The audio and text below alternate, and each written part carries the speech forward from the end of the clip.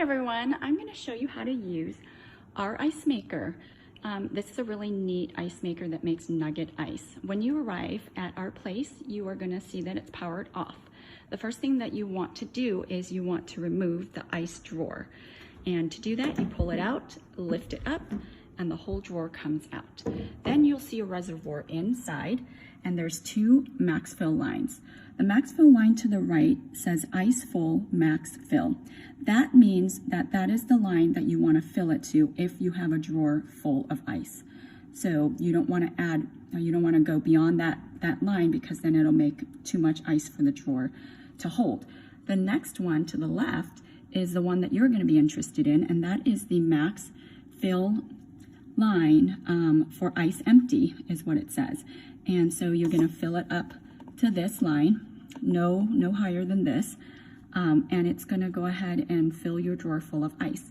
So to do that, you can just detach this detachable faucet and put it right inside and fill it up with this water to that max fill line. And then you're gonna put the faucet back.